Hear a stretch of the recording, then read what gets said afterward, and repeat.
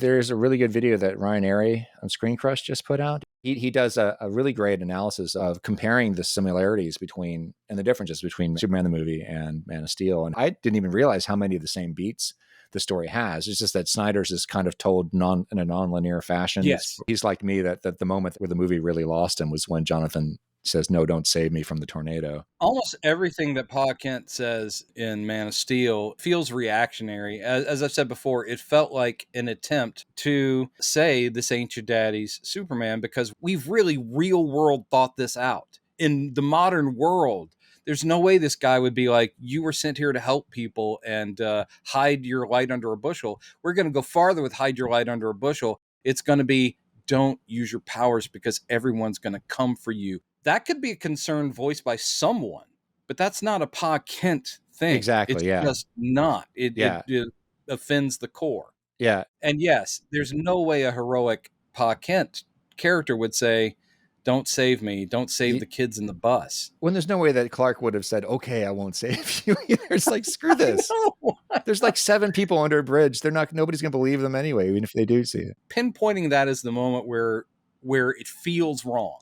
Mm-hmm. And it's like, the movie's got to do a lot to bring me back, and it never does. And then it doubles down on stuff by having the disaster porn of Metropolis and hundreds of thousands of people dying. And then the next snap, it's just like, dude, no, wrong. Well, and he does point out something that I never really felt was articulated very well by the movie itself, but he compares the 2 movies. You know, Superman, the movie, Richard Donner's film, is about embracing your destiny.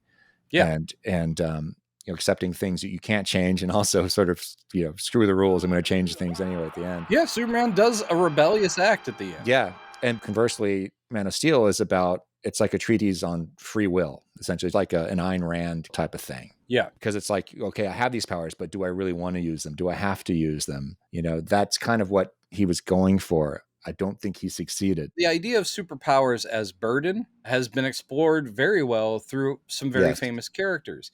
What I don't think you should do ever is say, that's a great concept, and graft it onto a character that isn't built for that. In other words, Spider-Man is the classic Job of comics. His powers have helped so many, but personally, his life is pretty wrecked by ever being bitten by that spider. All the way down the line, it is responsibility. And sometimes he's like, I can't keep doing this. I have to have a life of happiness. I want to end up with MJ and blah, blah, blah. So Spider-Man no more, or all that stuff. Yeah. That's built into his character, and we love it because that is a great aspect of superheroics that could be examined. Superman's just not that. Superman is a friend, and that's the whole thing. He doesn't see it as a burden. It gives him purpose. He loves having a purpose. So anyway, the thing with Superman is you can do a lot and examine a lot of takes about what it's like to be Superman, or someone who knows or falls in love with Superman or whatever. But what you don't do is you don't mess with the core. You just don't mess with the core just to say you did, just to say we're modernizing. No, it's not about that. You stay true to the character. You want the modern take? Create a new character, or find one that's been, not as popular, but embodies what you're talking about, then make that movie. Yeah. But don't try to fit Superman in that mold, because he's always going to bounce back to the original shape, not unlike Stretch Armstrong.